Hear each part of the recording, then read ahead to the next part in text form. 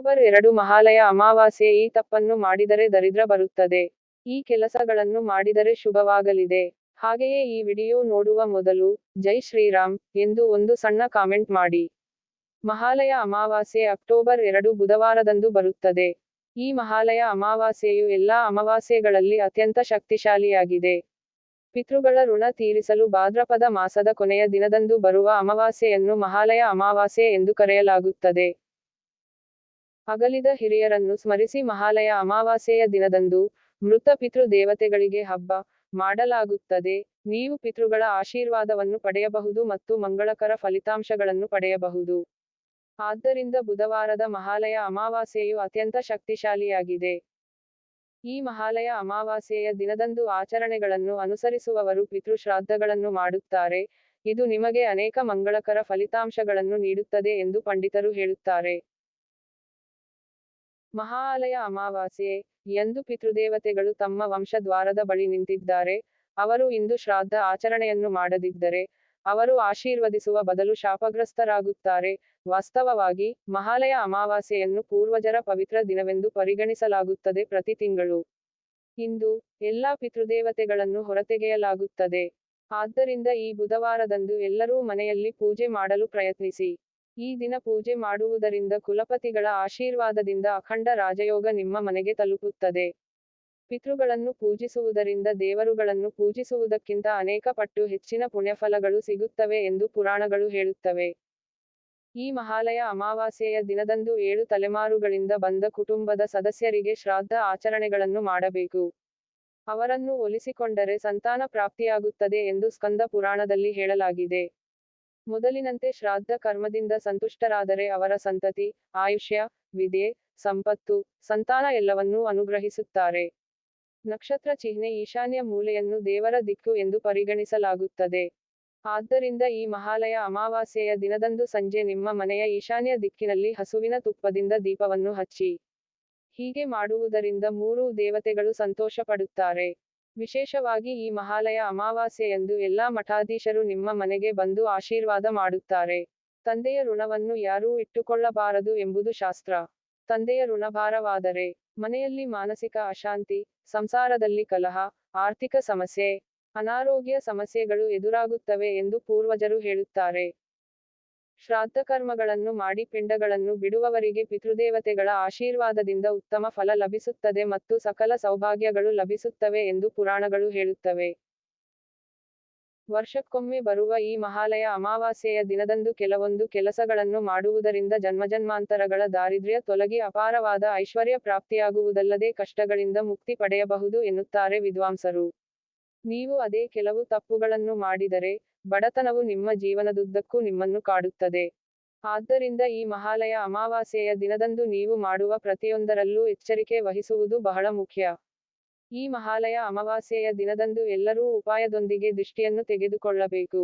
ಅಮಾವಾಸ್ಯೆಯ ದಿನದಂದು ದಿಷ್ಟಿ ತೆಗೆದುಕೊಳ್ಳುವುದು ನಿಮ್ಮ ಮೇಲಿನ ಎಲ್ಲಾ ಕೆಟ್ಟ ಕಣ್ಣುಗಳನ್ನು ತೆಗೆದುಹಾಕುತ್ತದೆ.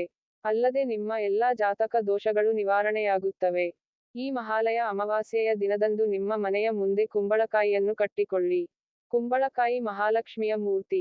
ಯಾವುದೇ ಮನೆಯ ಮುಂದೆ ಕುಂಬಳಕಾಯಿ ಇದೆ, ಆ ಮನೆಯಲ್ಲಿ ಯಾವುದೇ ತೊಂದರೆ ಇರುವುದಿಲ್ಲ. ಅಮಾವಾಸ್ಯೆಯ ದಿನ ಕುಂಬಳಕಾಯಿಯನ್ನು ಕಟ್ಟಿದರೆ ನಿಮ್ಮ ಮನೆಗೆ ತುಂಬಾ ಒಳ್ಳೆಯದು. ನಿಮ್ಮ ಮನೆಗೆ ಕುಂಬಳಕಾಯಿಯನ್ನು ತಂದು ಅದರ ಮೇಲೆ ಶ್ರೀಗಂಧ ಮತ್ತು ಕೇಸರಿ ಹನಿಗಳನ್ನು ಬೆರೆಸಿ ಓಂ ಎಂದು ಬರೆಯಿರಿ.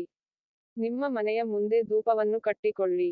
ಕುಂಬಳಕಾಯಿಯನ್ನು ಕಟ್ಟಲು ಸಾಧ್ಯವಾಗದವರು ಅಲೋವೆರಾ ಗಿಡವನ್ನು ನೆಡಬಹುದು. ಹಾಗೆಯೇ ಅಮಾವಾಸ್ಯೆಯ ದಿನ ಎಲ್ಲರೂ ನಿಮ್ಮ ಕಾಲಿಗೆ ಕಪ್ಪು ದಾರವನ್ನು ಕಟ್ಟಿಕೊಳ್ಳಿ. ಅಮಾವಾಸ್ಯೆಯ ದಿನ ಕಪ್ಪು ದಾರ ಕಟ್ಟಿಕೊಂಡರೆ ನಿಮ್ಮ ಕೆಲಸದಲ್ಲಿ ಯಾವುದೇ ಅಡೆತಡೆಗಳು ಬರುವುದಿಲ್ಲ. ಹಾಗೆಯೇ ಅಮಾವಾಸ್ಯೆಯ ದಿನ ಮನೆಯಲ್ಲಿ ಎಲ್ಲರೂ ತಲೆ ಸ್ನಾನ ಮಾಡಬೇಕು. ಏಕೆಂದರೆ ನಮ್ಮ ಮೇಲಿನ ಎಲ್ಲಾ ಕೆಟ್ಟ ಕಣ್ಣುಗಳು ನಮ್ಮ ತಲೆಯ ಕೂದಲಿಗೆ ಅಂಟಿಕೊಂಡಿವೆ. ಆದ್ದರಿಂದ ಪ್ರತಿ ಅಮಾವಾಸ್ಯೆಯ ದಿನ ನೀವು ಖಂಡಿತವಾಗಿಯೂ ಸ್ನಾನ ಮಾಡಬೇಕು, ಇಲ್ಲದಿದ್ದರೆ ಬಡತನ ನಿಮ್ಮನ್ನು ಕಾಡುತ್ತದೆ. ವಿಶೇಷವಾಗಿ ಈ ಅಮಾವಾಸ್ಯೆಯಂದು ತಲೆಗೆ ಎಣ್ಣೆ ಹಚ್ಚಬಾರದು. ಎಣ್ಣೆ ಶನಿದೇವನ ರೂಪ. ಹಾಗಾಗಿ ಈ ದಿನ ತಲೆಗೆ ಎಣ್ಣೆ ಹಚ್ಚಿದರೆ ಅಷ್ಟಮ ಶನಿದೋಷಗಳು ದೂರವಾಗುತ್ತವೆ. ಈ ಅಮಾವಾಸ್ಯೆಯಂದು ಪತಿಪತ್ನಿ ಇಬ್ಬರಿಗೂ ದೈಹಿಕ ಸಂಭೋಗವನ್ನು ತಪ್ಪಿಸಬೇಕು. ಏಕೆಂದರೆ ಈ ಸಮಯದಲ್ಲಿ ದುಷ್ಟಶಕ್ತಿಗಳು ಸುತ್ತಾಡುತ್ತವೆ. ಆದ್ದರಿಂದ ಅಮಾವಾಸ್ಯೆಯಂದು ಜನಿಸಿದ ನಿಮ್ಮ ಮಗು ದೈಹಿಕ ವಿಕಲತೆಯಿಂದ ಹುಟ್ಟಬಹುದು.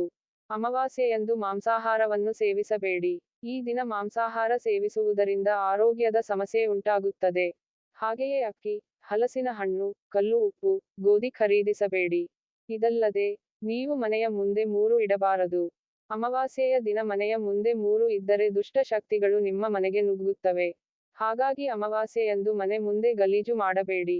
ಜಾತಕದಲ್ಲಿ ಕುಜ ದೋಷಗಳಿಂದ ದಾಂಪತ್ಯ ಸಮಸ್ಯೆಗಳು ಮತ್ತು ಪತಿ ಪತ್ನಿಯರ ನಡುವೆ ಜಗಳಗಳು ಇರುವವರು ಈ ಅಮಾವಾಸ್ಯೆಯಂದು ಹಸುವಿಗೆ ಬೆಲ್ಲವನ್ನು ತಿನ್ನಿಸಿದರೆ ಎಲ್ಲಾ ದೋಷಗಳು ತಕ್ಷಣವೇ ನಿವಾರಣೆಯಾಗುತ್ತದೆ. ಅಮಾವಾಸ್ಯೆಯ ದಿನ ಹೊಸ ಬಟ್ಟೆ ಧರಿಸಬೇಡಿ. ಅಲ್ಲದೆ ಹೊಸ ಕಾಮಗಾರಿಗಳನ್ನು ಆರಂಭಿಸಬೇಡಿ. ಮಧ್ಯಾಹ್ನ ಸ್ವಲ್ಪವೂ ಮಲಗಬೇಡಿ. ಹೀಗೆ ಮಾಡುವುದರಿಂದ ಮನೆಯಲ್ಲಿನ ದಾರಿದ್ರ್ಯ ನಿವಾರಣೆಯಾಗುತ್ತದೆ ಎಂಬ ನಂಬಿಕೆ ಇದೆ. ನಕ್ಷತ್ರ ಚಿಹ್ನೆ ಅಮಾವಾಸ್ಯೆಯಂದು ಕಡಲೆ, ಪಪ್ಪಾಯಿ, ಸಾಸಿವೆ ಮತ್ತು ಮೂಲಂಗಿಯನ್ನು ತಿನ್ನಬಾರದು. ಹಾಗೆಯೇ ಈ ಅಮಾವಾಸ್ಯೆಯಂದು ಯಾವುದೇ ದೇವಿಯ ದೇವಸ್ಥಾನಕ್ಕೆ ಹೋಗಿ ಮೊಸರು ಅನ್ನ ನೈವೇದ್ಯ ಮಾಡಿದರೆ ನಿಮ್ಮ ಕಷ್ಟಗಳೆಲ್ಲವೂ ಪರಿಹಾರವಾಗುತ್ತದೆ. ಯಾವುದೇ ಮನೆಯಲ್ಲಿ ಹಣದ ಸಮಸ್ಯೆ ಇದ್ದೇ ಇರುತ್ತದೆ. ಈ ಅಮಾವಾಸ್ಯೆಯಂದು ದೇವಿಗೆ ನಿಂಬೆಹಣ್ಣು, ದೇವಸ್ಥಾನದಲ್ಲಿ ಮಾಲೆಯನ್ನು ಅರ್ಪಿಸಿದರೂ ಅಥವಾ ನಿಂಬೆಹಣ್ಣಿನ ದೀಪವನ್ನು ಹಚ್ಚಿದರೂ ನಿಮ್ಮ ಮನೆಯಲ್ಲಿ ಹಣದ ಸಮಸ್ಯೆ ದೂರವಾಗುತ್ತದೆ. ಶ್ರೀ ಮಹಾವಿಷ್ಣು ರಾವಿ ಮರದಲ್ಲಿ ನೆಲೆಸಿದ್ದಾನೆ. ಹಾಗಾದರೆ ಈ ಅಮಾವಾಸ್ಯೆಯ ದಿನ ನಿಮ್ಮ ಮನೆ ಬಾಗಿಲಿಗೆ ರಾವಿ ಎಲೆ ತೋರಣ ಹಾಕಿ. ನಿಮ್ಮ ಮನೆಯಲ್ಲಿರುವ ಎಲ್ಲಾ ದುಷ್ಟಶಕ್ತಿಗಳು ದೂರವಾಗುತ್ತವೆ ಮತ್ತು 3 ದೇವತೆಗಳು ನಿಮ್ಮ ಮನೆಗೆ ಪ್ರವೇಶಿಸುತ್ತವೆ ಎಂದು ಪಂಡಿತರು ಸೂಚಿಸುತ್ತಾರೆ. ಅಮಾವಾಸ್ಯೆಯ ದಿನದಂದು ಹೆಚ್ಚಿನ ದುಷ್ಟಶಕ್ತಿಗಳು ಸುತ್ತಾಡುತ್ತವೆ. ಆದ್ದರಿಂದ ಅಮಾವಾಸ್ಯೆಯ ಸಂಜೆ ಮಕ್ಕಳನ್ನು ಹೊರಗೆ ಕರೆದೊಯ್ಯಬಾರದು. ಅಮಾವಾಸ್ಯೆಯ ದಿನ ಸಂಜೆ ಮನೆಯನ್ನು ಗುಡಿಸಿ ಸ್ವಚ್ಛಗೊಳಿಸಬೇಕು. ಹಾಗೆಯೇ ಬೀರುವಿನ ಬಾಗಿಲುಗಳನ್ನು ಸ್ವಚ್ಛವಾಗಿ ಒರೆಸಿ ಮತ್ತು ಬೀರುವಿನ ಬಾಗಿಲಿನ ಮೇಲೆ ಶ್ರೀಗಂಧದಿಂದ ಸ್ವಸ್ತಿಕವನ್ನು ಗುರುತಿಸಿ. ಅಮಾವಾಸ್ಯೆಯ ದಿನ ಹೀಗೆ ಮಾಡಿದರೆ ನಿಮ್ಮ ಮನೆಯಲ್ಲಿ ಲಕ್ಷ್ಮೀ ದೇವಿ ನೆಲೆಸುತ್ತಾಳೆ. ಇದರಿಂದ ನಿಮ್ಮ ಮನೆಯಲ್ಲಿ ಹಣದ ಸಮಸ್ಯೆ ಬರುವುದಿಲ್ಲ. ಈ ಅಮಾವಾಸ್ಯೆಯಂದು ಇರುವೆಗಳಿಗೆ ಸಕ್ಕರೆ ತಿನ್ನಿಸಿ. ಹೀಗೆ ಮಾಡಿದರೆ ನಿಮ್ಮ ಪೂರ್ವಜರ ಆಶೀರ್ವಾದ ನಿಮ್ಮ ಮನೆಯ ಮೇಲೆ ಇರುತ್ತದೆ. ಅಮಾವಾಸ್ಯೆಯಂದು ಉಗುರು ಮತ್ತು ಕೂದಲು ಕತ್ತರಿಸಬಾರದು. ಹಾಗೆಯೇ ತುಳಸಿ ಎಲೆಗಳನ್ನು ಚಿಟಿಕೆ ಮಾಡಬೇಡಿ. ಅಮಾವಾಸ್ಯೆಯಂದು ದೇವರ ನಕ್ಷೆಗಳನ್ನು ಸ್ವಚ್ಛಗೊಳಿಸಿ. ಅದನ್ನು ಮಾಡಬೇಡ. ಅಮಾವಾಸ್ಯೆಯ ದಿನದಂದು ನಿಮ್ಮ ಮನೆಯ ಮುಂದೆ ಜಮ್ಮಿ ಮರವನ್ನು ನೆಟ್ಟರೆ, ಆ ಭಗವಂತ ಪ್ರಸನ್ನನಾಗಿ ನಿಮ್ಮ ಎಲ್ಲಾ ಇಷ್ಟಾರ್ಥಗಳನ್ನು ಪೂರೈಸುತ್ತಾನೆ. ನಿಮ್ಮ ಕುಟುಂಬದವರೆಲ್ಲರಿಗೂ ಆಯುಷ್ಯ, ಐಶ್ವರ್ಯ ಲಭಿಸುತ್ತದೆ. ಈ ಮಹಾಲಯ ಅಮಾವಾಸ್ಯೆಯ ದಿನ ಮಹಿಳೆಯರು 108 ರಾವಿ ಮರವನ್ನು ಪ್ರದಕ್ಷಿಣೆ ಮಾಡಿದರೆ, ನಿಮ್ಮ ಕುಟುಂಬದಲ್ಲಿ ಯಾವುದೇ ತೊಂದರೆಗಳು ಇರುವುದಿಲ್ಲ. ಅಮಾವಾಸ್ಯೆಯಂದು ಬಡವರಿಗೆ ದಾನ ಮಾಡುವುದು ತುಂಬಾ ಒಳ್ಳೆಯದು. ಈ ದಿನದಂದು ಮಾಡುವ ಯಾವುದೇ ಸಣ್ಣ ದಾನವು ಲಕ್ಷಾಂತರ ಪಟ್ಟು ಪ್ರತಿಫಲವನ್ನು ಪಡೆಯಬಹುದು. ಎಲ್ಲ ದಾನಗಳಲ್ಲಿ ಅನ್ನದಾನ ಅತ್ಯಂತ ಪ್ರಮುಖವಾದುದು. ಅನ್ನದಾನವು ಯಾವಾಗಲೂ ಉತ್ತಮ ಫಲಿತಾಂಶವನ್ನು ನೀಡುತ್ತದೆ. ಆದರೆ ಈ ಮಹಾಲಯ ಅಮಾವಾಸ್ಯೆಯ ದಿನ ಅನ್ನದಾನಕ್ಕೆ ಅನಂತ ಕೋಟಿ ಯಜ್ಞದ ಫಲ ಸಿಗುತ್ತದೆ. ಈ ಮಹಾಲಯ ಅಮಾವಾಸ್ಯೆಯಂದು ಶ್ರಾದ್ದ, ದಾನ ಮತ್ತು ತರುಣಂ ಮಾಡಲಾಗುತ್ತದೆ. ಭಾದ್ರಪದ ಕೃಷ್ಣ ತ್ರಯೋದಶಿ ಮಾಘ ನಕ್ಷತ್ರದಲ್ಲಿ ಮಳೆಗಾಲದಲ್ಲಿ ಮಾಡುವ ಯಾವುದೇ ವಸ್ತು ಶ್ರಾದ್ದ ಪಿತೃಗಳಿಗೆ ಚಿರತೃಪ್ತಿ ನೀಡುತ್ತದೆ ಎಂದು ಪಂಡಿತರು ಹೇಳುತ್ತಾರೆ. ಈ ಮಂಗಳಕರ ದಿನದಂದು ಬಿಳಿ ಬಟ್ಟೆಗಳನ್ನು ಧರಿಸಿ ಪೂರ್ವಜರ ಹೆಸರಿನಲ್ಲಿ ಪ್ರಾರ್ಥಿಸಬೇಕು. ಪೂಜೆ ಮಾಡುವಾಗ ದಕ್ಷಿಣಕ್ಕೆ ಮುಖ ಮಾಡಿ ಕುಳಿತುಕೊಳ್ಳಬೇಕು. ಅದರ ನಂತರ, ತಾಮ್ರದ ಪಾತ್ರೆಯಲ್ಲಿ ಗಂಗಾಜಲವನ್ನು ತೆಗೆದುಕೊಂಡು ಅದರಲ್ಲಿ ಕಪ್ಪು ಎಳ್ಳು, ಹಸಿ ಹಾಲನ್ನು ಮಿಶ್ರಣ ಮಾಡಿ. ಈ ನೀರನ್ನು ಸೂರ್ಯ ದೇವರಿಗೆ ಅರ್ಪಿಸುವ ಮೂಲಕ ಪೂರ್ವಜರ ಆತ್ಮಕ್ಕೆ ಶಾಂತಿ ಸಿಗಲೆಂದು ಪ್ರಾರ್ಥಿಸಬೇಕು. ಇಂದು ತಯಾರಿಸಿದ ಆಹಾರವನ್ನು 5 ಭಾಗಗಳಾಗಿ ವಿಂಗಡಿಸಿ ಮೊದಲು ದೇವರಿಗೆ, ನಂತರ ಹಸು, ನಾಯಿ, ಇರುವೆ ಮತ್ತು ಕಾಗೆಗಳಿಗೆ ನೈವೇದ್ಯ ಮಾಡಬೇಕು. ಬಳಿಕ ಬ್ರಾಹ್ಮಣರಿಗೆ ಅನ್ನದಾನ ಮಾಡಿ ಬಿಳಿ ಬಟ್ಟೆ ನೀಡಿ ಅವರ ಧಾರ್ಮಿಕ ಸಂದೇಹ ನಿವಾರಣೆ ಮಾಡಿದರೆ ತುಂಬಾ ಒಳ್ಳೆಯದು. ನಕ್ಷತ್ರ ಚಿಹ್ನೆ ಈ ಅಮಾವಾಸ್ಯೆಯ ವಿಶೇಷತೆ ಏನೆಂದರೆ, ಮೃತರಾದವರು ಸತ್ತ ವರ್ಷದಲ್ಲಿ ಶ್ರಾದ್ದ ಕರ್ಮಗಳನ್ನು ಮಾಡಲಾಗದವರು ಯಾವ ತಿಥಿಯಲ್ಲಿ ಸತ್ತರು ಎಂದು ತಿಳಿಯದೇ ಇದ್ದರೆ ಅವರಿಗೆ ಶ್ರಾದ್ದ ಮಾಡಿದರೆ ಅನುಮಾನಗಳು ಬರುತ್ತವೆ. ಮಹಾಲಯ ಅಮಾವಾಸ್ಯೆಯ ದಿನ ಅವರಿಂದ ಆಶೀರ್ವಾದ ಪಡೆಯುತ್ತಾರೆ. ವೈದಿಕ ಪಂಡಿತರು ಹೇಳುತ್ತಾರೆ. ಅದರಲ್ಲೂ ನಾವು ಎಷ್ಟೇ ದೇವಾನುದೇವತೆಗಳ ಭಕ್ತರಾಗಿದ್ದರೂ, ಪೂಜಕರಾಗಿದ್ದರೂ ಪಿತೃಕಾರ್ಯ ಮಾಡದವರಿಗೆ ಕಷ್ಟಗಳು ಎದುರಾಗುತ್ತವೆ. ವಾಸ್ತವವಾಗಿ ಶ್ರೀರಾಮಚಂದ್ರ ಮತ್ತು ಶ್ರೀಕೃಷ್ಣ ಕೂಡ ಪಿತೃ ಕಾರ್ಯಕ್ರಮಗಳನ್ನು ನಿರ್ವಹಿಸಿದರು. ನಾವು ಮಾಡದಿದ್ದರೆ ಹೇಗೆ? ಈ ಮಹಾಲಯ ಅಮಾವಾಸ್ಯದ ದಿನ 1 ರಂದು ಪಿತೃದೇವತೆಗಳಿಗೆ ತಾರೀಣಗಳನ್ನು ಬಿಟ್ಟರೆ ಸಂವತ್ಸರದ ಧರ್ಮ ಸಂದೇಹಗಳು ಸಂಪೂರ್ಣ ಫಲವನ್ನು ಪಡೆಯುತ್ತವೆ. ಈ ವಿಡಿಯೋ ನಿಮಗೆ ಇಷ್ಟವಾದಲ್ಲಿ ಲೈಕ್ ಮಾಡಿ ಮತ್ತು ನಿಮ್ಮ ಸ್ನೇಹಿತರೊಂದಿಗೆ ಶೇರ್ ಮಾಡಿ. ಹಾಗೆಯೇ ನಮ್ಮ ಹೊಸ ವಿಡಿಯೋಗಳು ನಿಮಗೆ ತಕ್ಷಣ ಸಿಗಬೇಕೆಂದರೆ ನಮ್ಮ ಚಾನೆಲ್ ಅನ್ನು ಸಬ್ಸ್ಕ್ರೈಬ್ ಮಾಡಿ ಅದರ ಪಕ್ಕದಲ್ಲಿರುವ ಬೆಲ್ ಐಕಾನ್ ಅನ್ನು ಒತ್ತಿರಿ. ಧನ್ಯವಾದಗಳು.